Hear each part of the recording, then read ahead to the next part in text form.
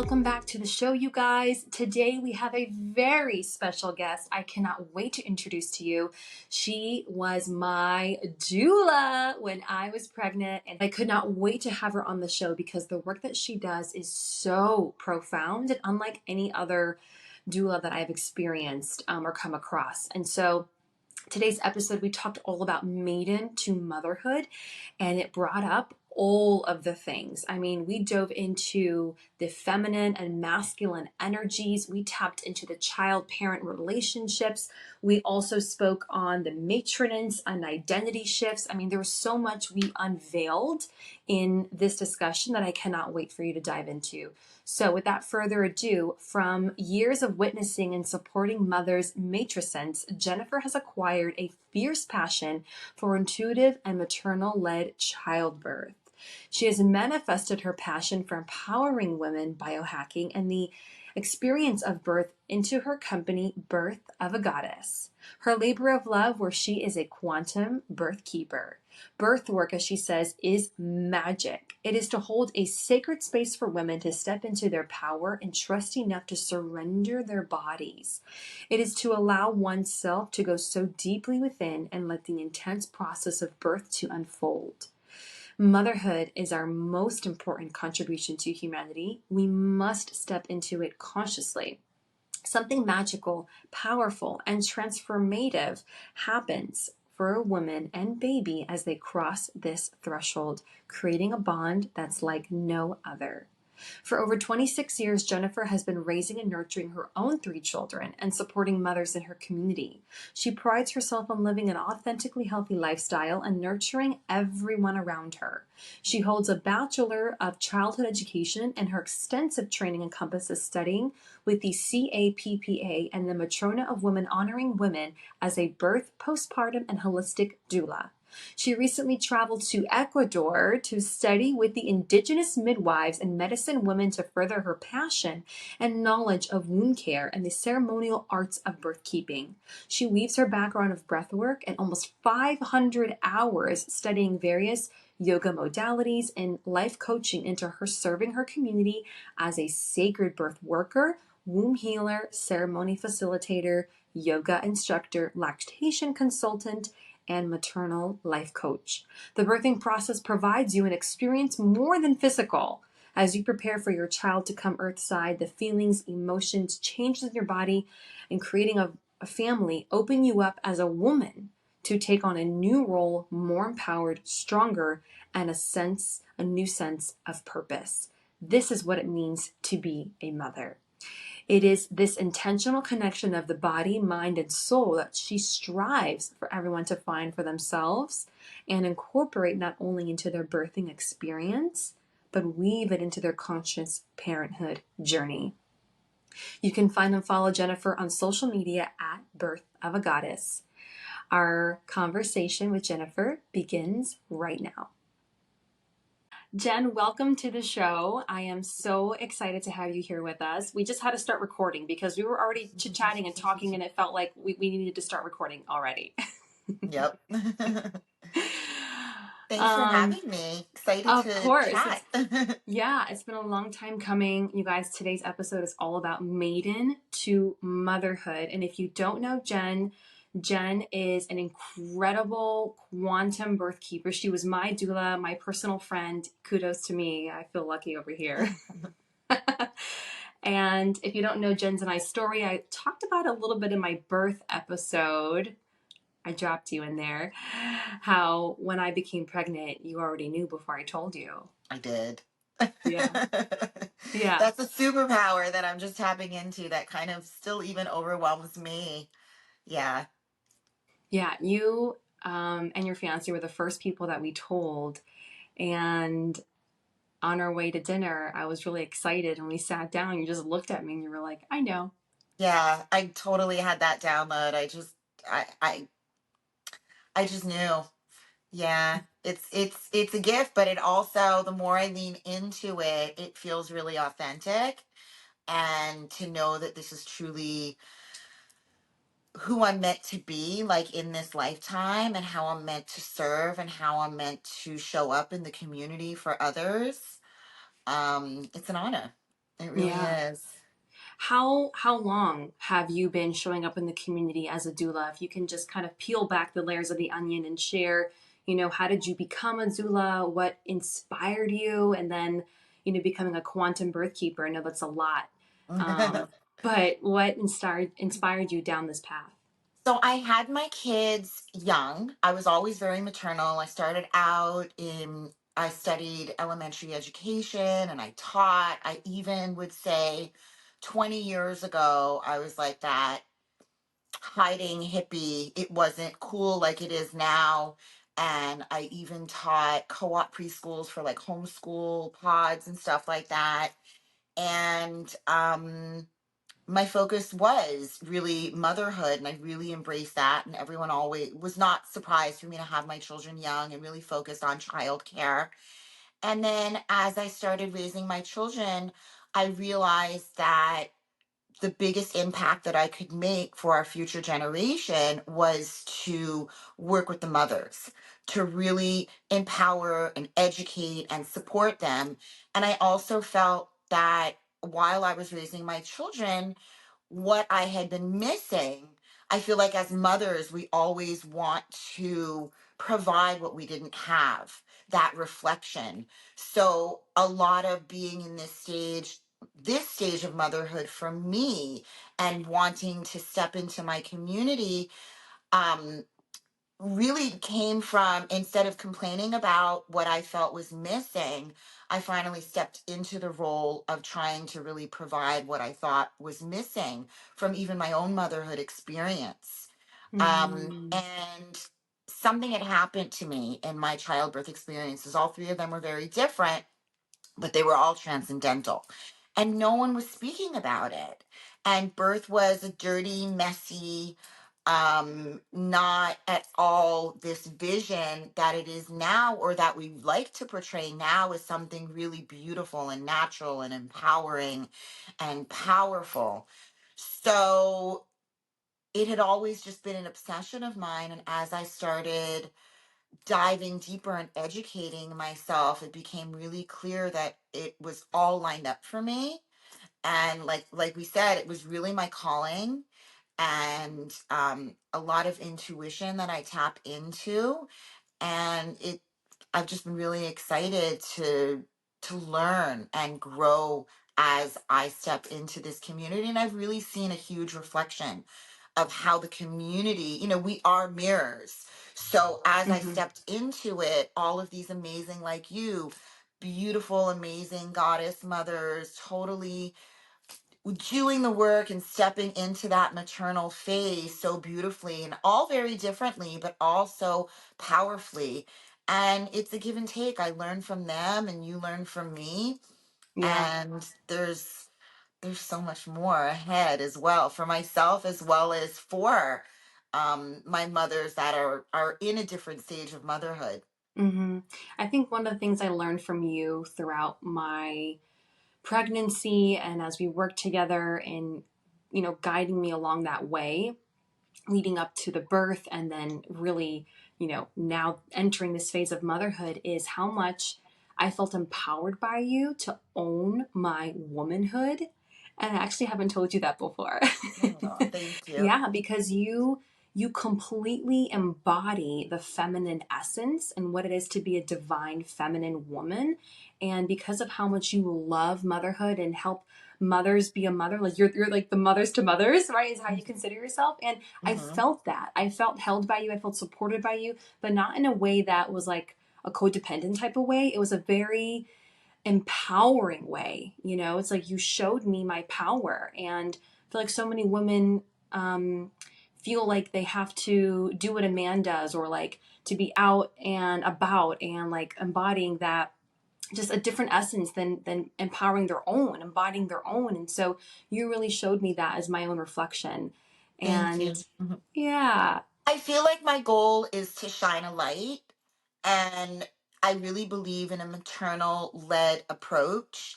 So, maternal led pregnancy leads to a maternal led parenthood experience. And that means that I shine the light ahead of you, but I'm following you as well. And that allows you to truly step into your own power.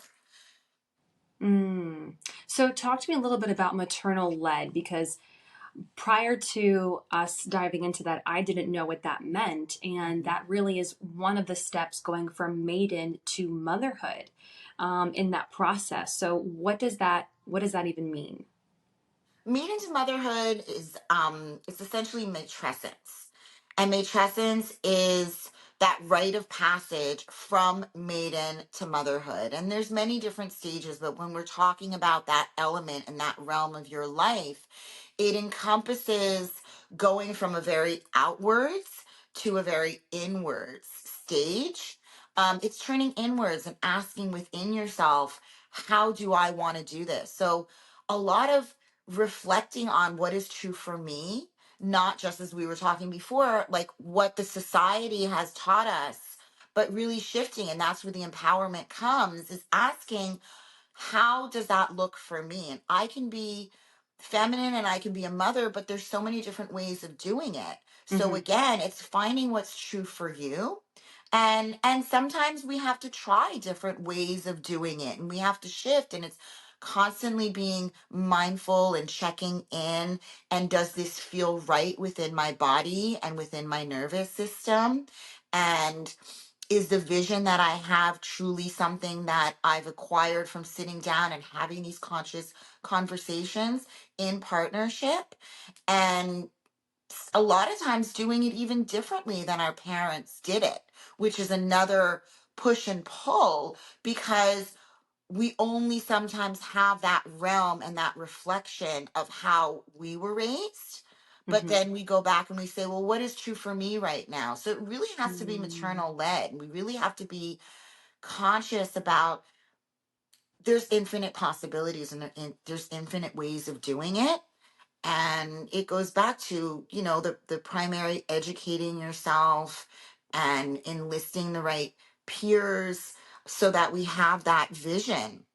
Yeah, I love so many things that you touched on there that actually feel very powerful in how I was able to recognize some of those things. So, one of the things you said was being true to yourself and what is true for you. What is true Mhm, to you correlates to me not having to copy somebody else mhm, or feel like you're not, doing something that you should be doing because you see someone else doing it. It may be true for you, it may not be true for you. And that is stepping into your own power, going back to that feeling of, empowering the feminine into your womanhood, into your motherhood.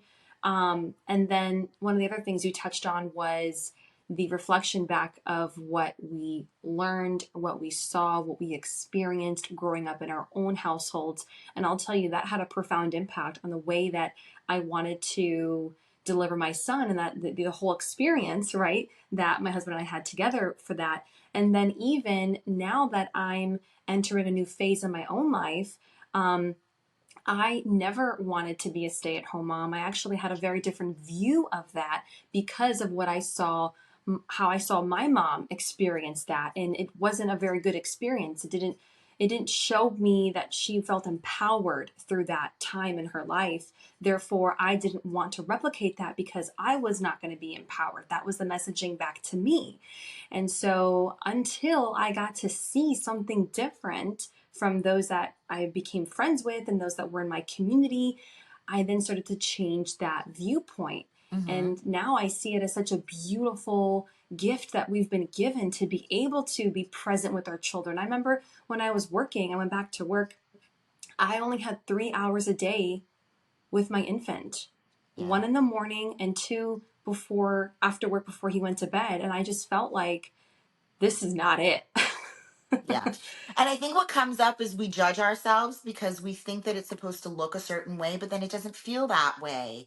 And Mm, that's truly part of leaning into and being open to what authentically comes up for you, and creating a beautiful community where people are not judgmental and they're a reflection of us, and everything changes. We're changing not just physically, but socially, emotionally, financially, spiritually, hormonally, even politically nowadays. Yeah. Our views and our stances and our convictions, everything changes, and we can't anticipate what that change is going to be without taking the time to truly ask the right questions, be with ourselves, and jump off that wheel of that monkey mind and the go, go, go, which is actually very masculine.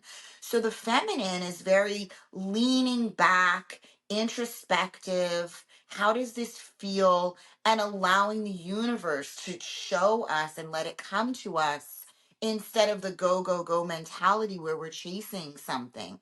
And it's Mm. also understanding that there's different stages, right? So I'm talking about matrescence, which is going from maiden to motherhood.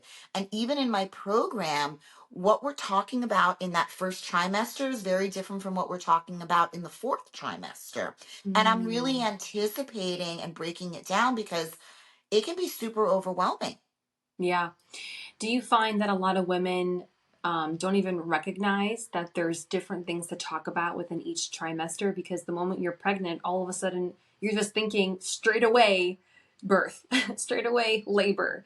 They don't even I didn't feel back and like going through the different chakras, what's happening in the first trimester, in the second Yeah. trimester, how things move. You really did a good job in sharing all of that. Could you share that I for some I of the think I listeners? think it's again, it's that example of let's slow down and let's be present, and an invitation. And these conversations are really truly in your mind, what you're seeing, the reflection on social media is that very masculine go, go, go, do, do, do. Whereas the feminine is more being present and being.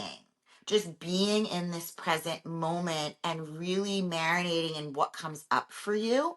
Mm. um it's also it's different, like energetically it's so different. We have life within our womb, and our, again, how we start is this entrance of this light and this activation of our intuition, right, through our third eye, and then we start speaking it, and then we start feeling it in our heart.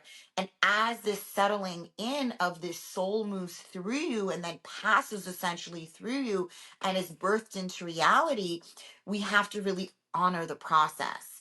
And if we honor that process, then we have an outline of in each stage of going back to being with it and allowing it pass through you. So it's not Mm. just that process in pregnancy, but then as we enter our, actually outside our fourth trimester, and we reemerge afterwards as this new mother, again, taking that time and saying, what feels right for me? And going through that process again. What does my intuition say? What does my mind say? What does my heart say? How does this feel within me? And really cleaning the slate each time so we can be open to the possibilities. Hmm. What is true for me? And that's something we talk about all the time, because a lot of times I've encountered it's very normal for perhaps your partner to not see the same vision as you for your birth, or your family to not see that same vision for you of what you see through birth. Something beautiful that we did together, and I really love that you embraced it, was putting together this vision board and allowing it to accumulate. A Hmm. lot of times you start it early on, and then it's this beautiful reflection of how it's built up and how it's grown. And as you grow, this vision grows. And then Yeah. that's a direct reflection to invite others to see your vision. And that Mm. it doesn't have to be, okay, right now, right here, in 1 hour, I'm going to sit down and I'm going to create this vision, but rather it's this accumulative vision. It's something that I do even myself with my vision board every year. I start it, but then I leave space for what's true for me. And sometimes there are certain things that I might put up there and I'm like, not ready for me to like permanently stick it on there. Let me Mm. see how this feels. Being Let me see very how this intentional. blends. How does this blend with the rest of it? And I still have the option to remove it in a month or two and replace it with something else that's true for me right now. And looking at everything as this growth, this process of growth. I love that with a vision board visual in our minds, and how everything you're putting on the board is also very intentional with where you are Hmm. right now, and what's true for you in that moment, and what can be true for you in this moment, as you said, will morph and will evolve and will transform, and that's okay.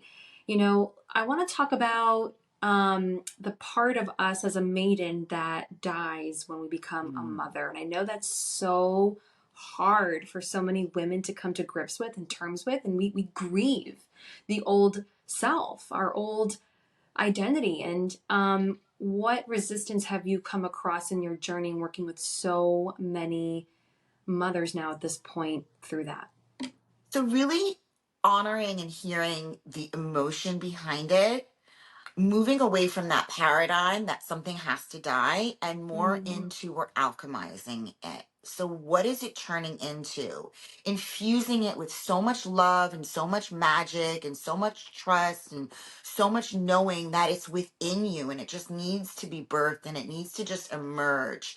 And I used to feel for myself that there were so many different versions of me. There's the mother, there's the wife, there's the sexy, there's the PTA, there's the grunge, and then I finally stopped being like, I'm going to take off this hat and I'm going to put on this hat. I finally realized that it's all woven into who I am. So we're never really going to let go of our childhood experiences. But when we alchemize it, then we take that time to process what worked for me, what didn't work for me, use that to inspire the vision of who we want to become, and less critical on ourselves as well. And again, just mm, more open to our growth. And it's all part of everything's happening for us, not mm-hmm. to us. So, all of the challenges that we go through, I take a step back and I look at it in the quantum field, and I already know that it's happening for you. The challenge is it's about processing whatever those challenges are so that we can blossom again and again and again. Right. So, talking about processing the childhood experiences, there's obviously a lot of conversation around the motherhood womb Hmm. when it comes to becoming a mom. How do you work with women? I know we worked through this tremendously together. And I looked at you and I said, "Oh, I've done all the work I need to do."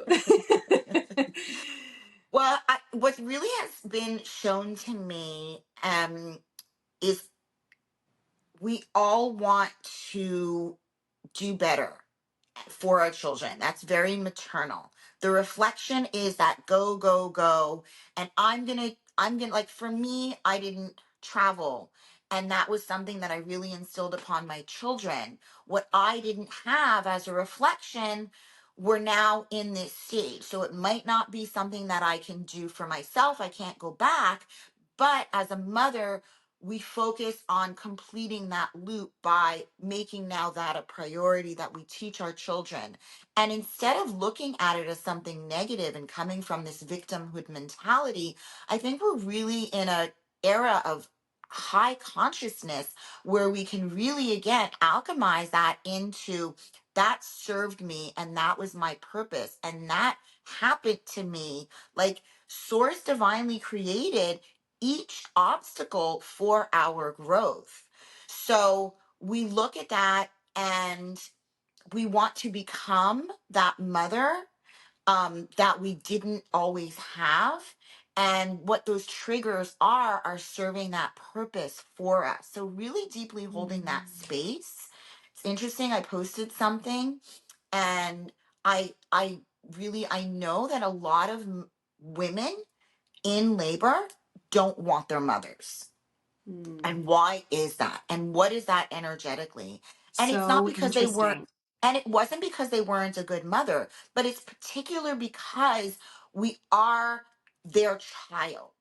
So it's kind of like the teenage years, which I'm so glad I'm officially, my last child is 20.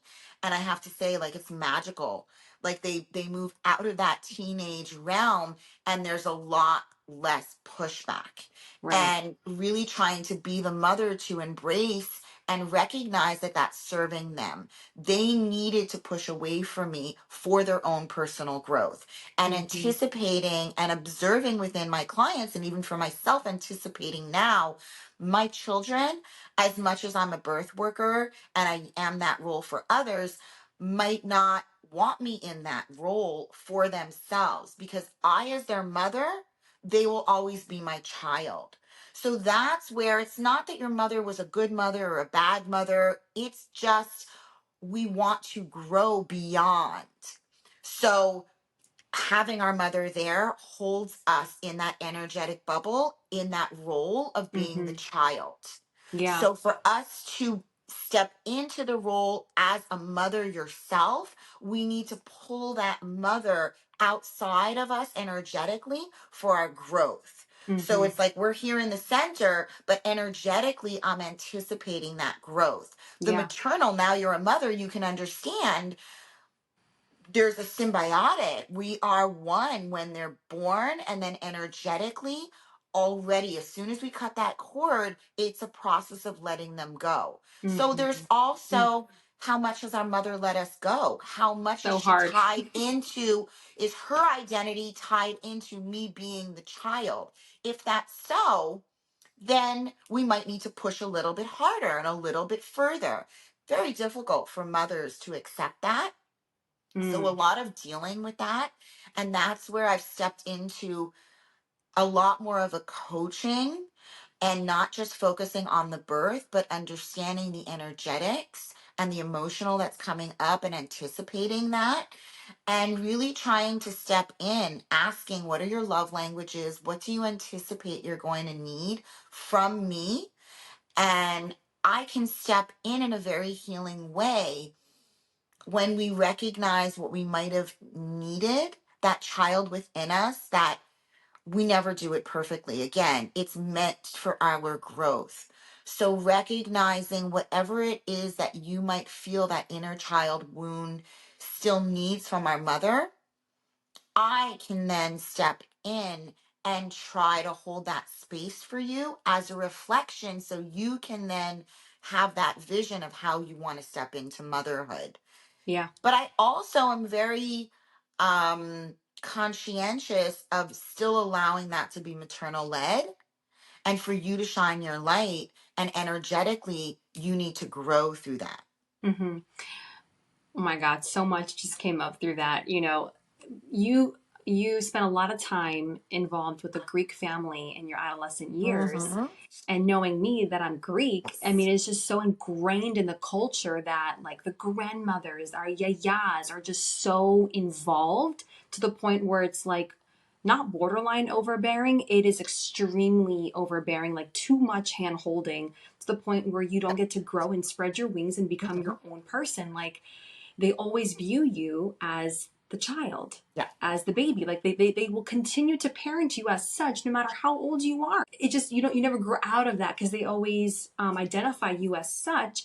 And I felt that strongly. I mean, that was exactly how my family, just it is what it is. And I don't know if that subconsciously made me push away or have resistance, but energetically I also felt like I need to do this on my own so that I can stand on my own too. I can have this confidence come through. I can just like I don't need to be handheld all the time. And Mm-hmm. when I need that support, it's there. I know it's there.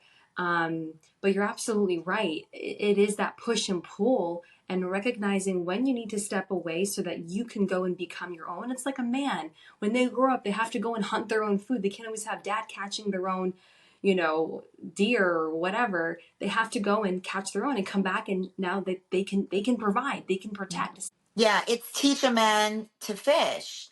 Mm-hmm. Lead them by teaching them, but then we're also seeing that they're learning, and they're learning even better ways, and encouraging them and instilling in them that I don't know everything. I've learned so much from my clients.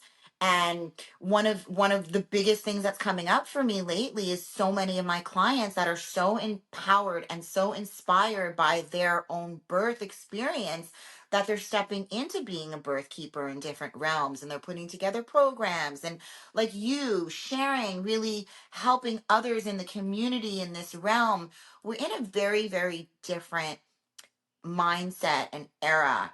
And it is really exciting when we recognize, like, again, from our grandmothers, that's all they knew, but how much we've grown over each generation and Mm-hmm. allowing and embracing that growth. Again, it also comes from our own insecurities. That attachment is negative from our own insecurities. So when we can empower and step into it, learning and conscientiously, really in this paradigm of conscious conception, conscious parenting, conscious coupling. It's a different way of being that we're really doing the work so we can grow and we can see our children for who they are and their potential Mm-hmm. instead of the have tos. Right. That actually leads me into my next question in how have you seen in recent years the new generation of mothers compared to before? And you touched upon it a bit in being more conscientious of those previous experiences and not wanting to recreate that and creating something new for our children to have that as their new ceiling, as their new foundation. Yeah. I think that it's really about the old paradigm of motherhood was martyrdom. And I even experienced that where we were constantly complaining and it was very negative and bitchy and catty and gossipy. And that whole paradigm has really been broken down. And women are now stepping into it, doing the work, not wanting to be miserable and feel miserable. And they're learning, and we're instilling different um techniques and how to be more mindful and how what it feels. So again, instead of it's about your nervous system, and it's really healing instead of pushing through it, which is again going back to the masculine and the feminine. I think that there's been a real rise in embracing our femininity and our motherhood and what that looks like. I think that last generation, out of necessity, if the men weren't showing up powerfully, we had a lot of divorce and broken homes Mm, and mothers that had no choice but to work and but to lean more into their masculine to provide and to be both parents. And one of the things that makes me the most excited is looking at these beautiful women like you and saying, you are raising a man. And the power that you hold in teaching him how to be a man, how to be a father, how to be a partner, how to love, and how beautiful it is to not hide his emotions, and knowing that and seeing in your beautiful reflection the next generation of how beautiful the men and the women, the boys and the girls will know how to come together as a whole. That's what's going to heal, and that's what's going to shift that next generation.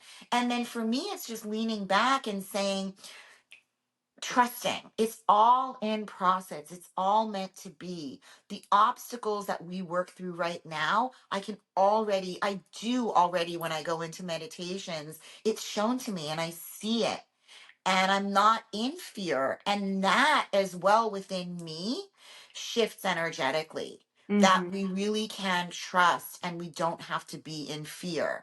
And keeping myself accountable of doing the work so that I show up energetically as well as holding that space to alchemize your fear, to Right. be in a higher vibration of love as well. Wow, I think you're giving women, it can be scary at first when they're pregnant for the first time, especially, and going through this entire experience for the first time, to have somebody in their corner like you who can give them that confidence and a little bit of that vision, like the grass is greener on the other side, basically. And it's true. But And it's also, you have to do the work. yes. So I'm not all butterflies and fairy, rainbows and all of that. Like, we sit down and we do the work and I hold you accountable. And there's going to be a balance between your meditations and your affirmations. But I'm one thing, like a big part of my program is radical responsibility. If you are not going to step into it and take radical responsibility, my favorite thing is when my parents say no. No is a complete sentence. And that shows me that you've done the work and you know what you want. And every time you say no, I say bravo. Bravo for knowing what you want and for being, that shows me your power. Mm, And that's that balance within us where feminine doesn't mean that we're a pushover. Feminine is powerful and strong and intentional and leaders, because we are the ones that are birthing children into the world, and with that we hold a huge responsibility but also a huge privilege. right. To me, that's just so powerful. It is. And one thing you touched on in how this next generation of mothers is coming together and viewing it differently, I feel that there's a sense of collaboration amongst Mhm. each other over competition. Like, I don't feel the sense of judgment. Actually, on our flight back from Greece this past summer, he was sick the day before, and it was the longest 9.5 hours of my life. I mean, he just didn't stop. Every 20 minutes, it was really hard, Yeah. really, really hard. And I had about 2 to 3 different women, they were mothers, come to me and say, do you want me to hold him for you so you can have a Oh. break? Or, and Pager was helping too, but it's just, he wanted mommy. And, Yeah. it was just, it's a lot. Everyone's trying to sleep on the plane, relax, be subtle. And to have those women come up to me and just have their support, obviously, he wasn't going to go with a stranger. That would be even worse for everybody on the plane. No, I Um, know. Yeah. And that's why, for me, a lot of it, even my own growth as a birth worker, has come from stepping forward into the community and teaching prenatal yoga, because not everybody can hire a doula, has the means, has the knowledge. But I just wanted to get out there and authentically hold that space and deposit all of these little nuggets and be this support and this unconditional source of love and non-judgment, and to mhm, really model that. So for many, many years, I've been showing up in the community, teaching workshops, prenatal yoga, mommy and me yoga, and really cultivating this community. And that was very healing even for myself, because I felt like it was something that I didn't have. So for my own example of going from victimhood, where I was like, oh, where's my community and where is all of this and this and that, and I can't step forward until I see the community and where is my place in the community, to just saying, you know what, I'm going to push through and I'm going to be a leader instead of a follower, and I'm going to stand here and call in and cultivate the community. And a really beautiful reflection of that is really, again, seeing these mhm. mothers come forward. I'm Yeah. not the type that advertises, because I'm very intentional with Mhm. who are my, we talked about this, like who's my client avatar and who are the women in the community that resonate with me. And I show up different ways for different women as well. Yeah. I'm so lucky that I already knew you before. And I knew it was just a matter of time. Like one day when I became pregnant, I would 100% want your support because that's just how we jived. And ever since then, every woman that's come to me that is pregnant or, wanted to learn more about what my, doula journey looked like, I always send them your way and I always reference your name because it was so profound. And I'm so glad that you were there with me during that time because what you taught me and what you showed me, it, it helped me 100%. It was Your so birth critical. is a great example because they all look different. Yeah.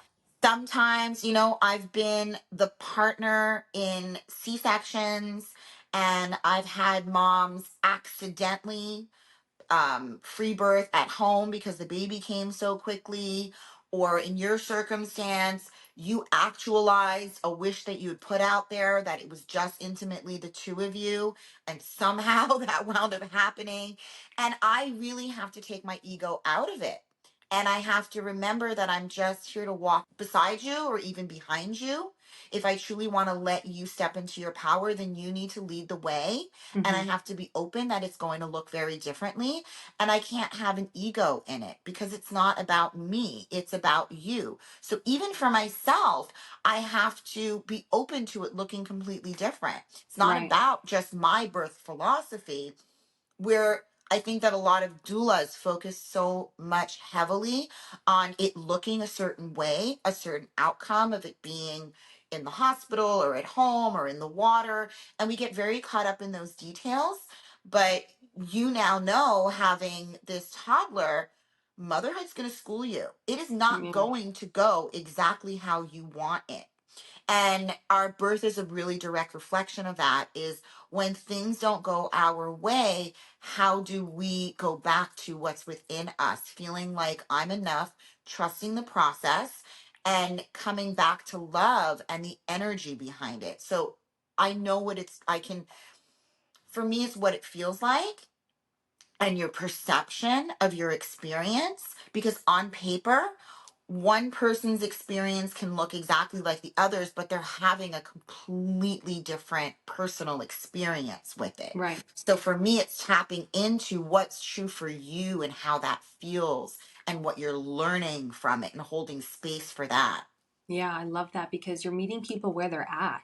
And I remember even with working with me, going from like a victim mentality without even realizing, we have our own way of talking, we have our own way of processing, we have our own way of making decisions.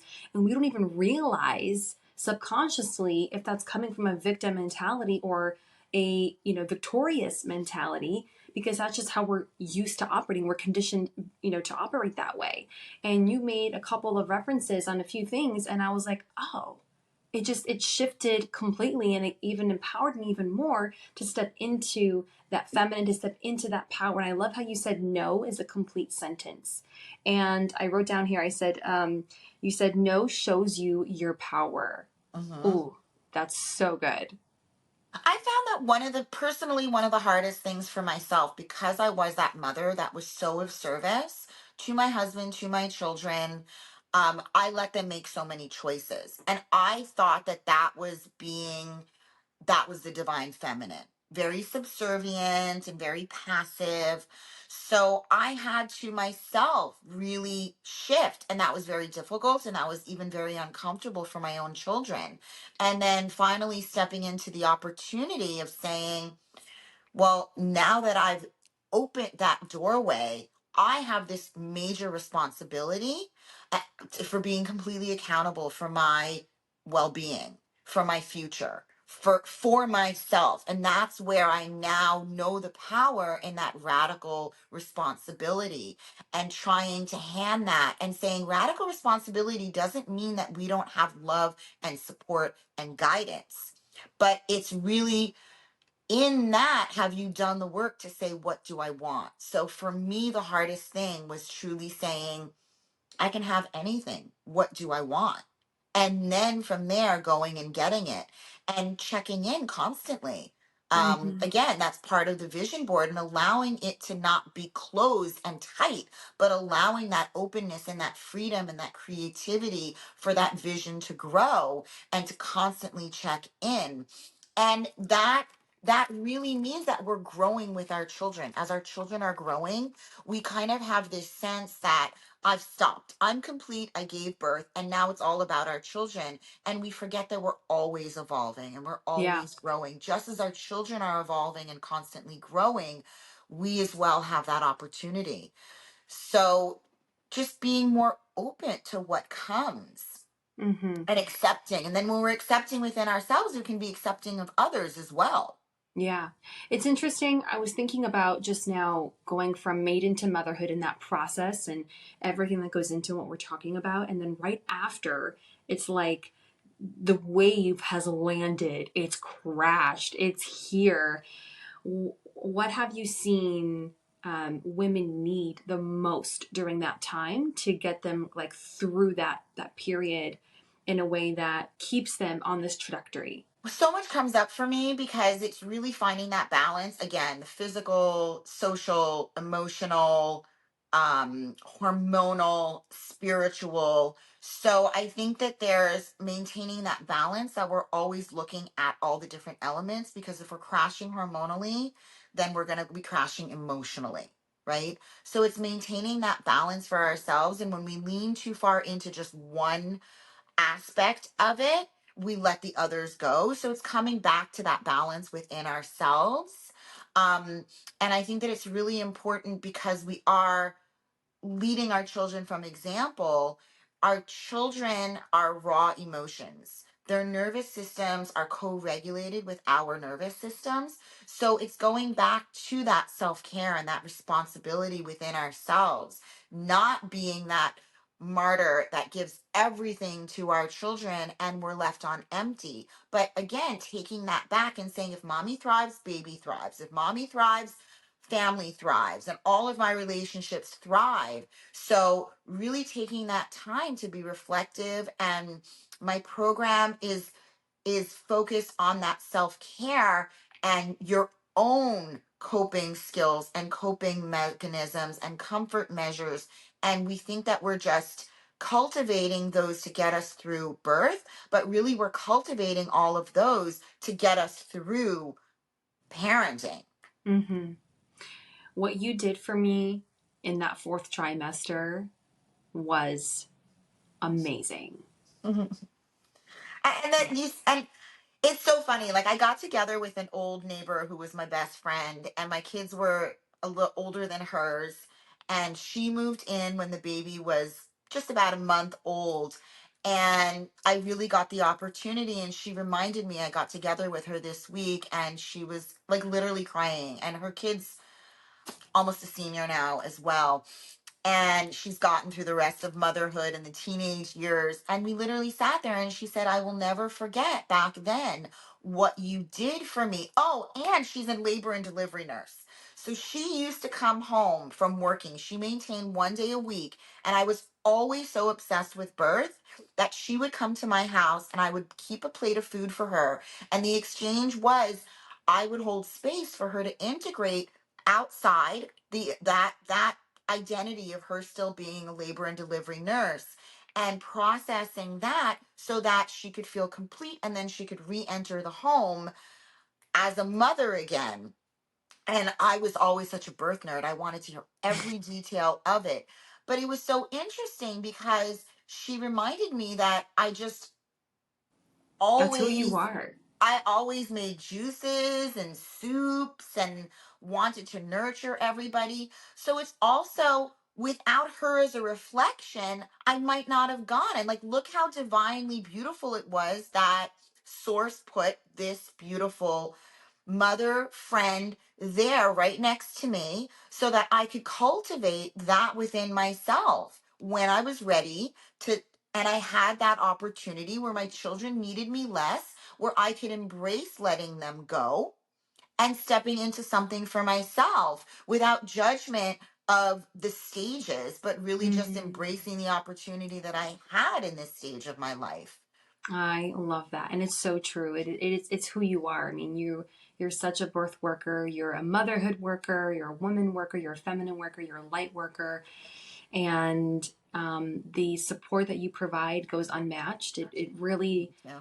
I can't wait for our listeners to dive in and give us their takeaways, because if any of you guys listening have worked with a doula before, know a doula, give them a really big hug the next time you see No. them, because the work they do, it's here to last for generations. Thank you. So, the last two questions I have here before we wrap it up is, what advice would you give a woman on this journey right now?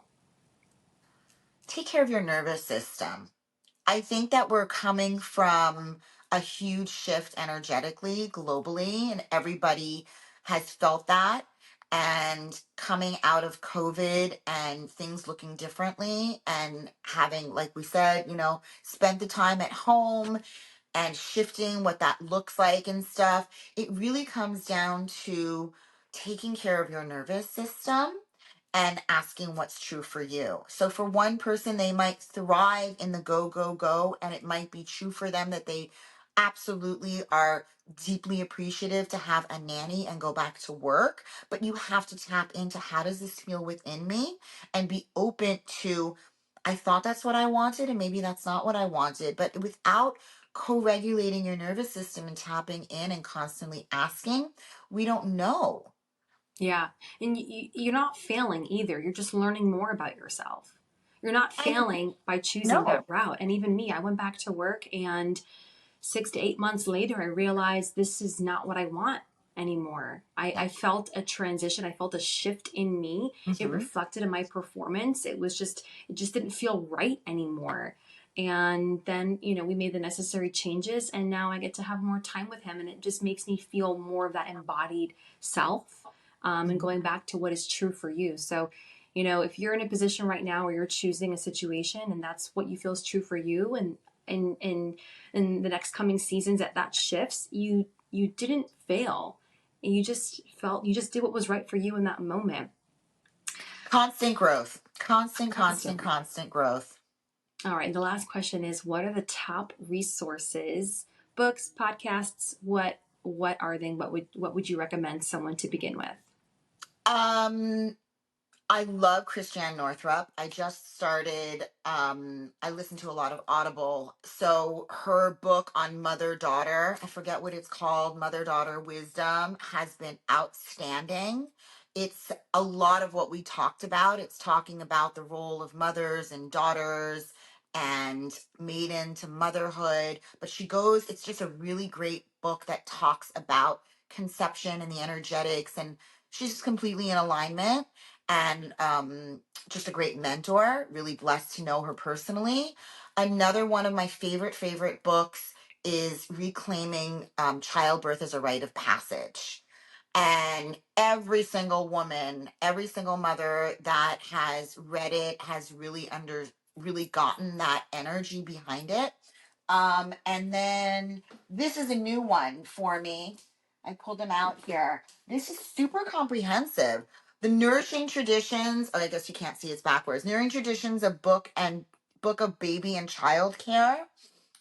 This one's really beautiful. When I was in Bali, and I visited a birth center, and she's a renowned midwife. Her name's Robin Lim, and she has a bunch of books as well, and they all just really resonate with me. This one's The Ecology of Gentle Birth. So for me, it's really finding those mentors that inspire me and passing that on to others. I mean, if we start getting into podcasts and stuff, there's a million of them. We'll be here for a long time. No, Yeah. that's perfect. Jen, please share where people can follow and connect with you. It's Birth of a Goddess. Super simple.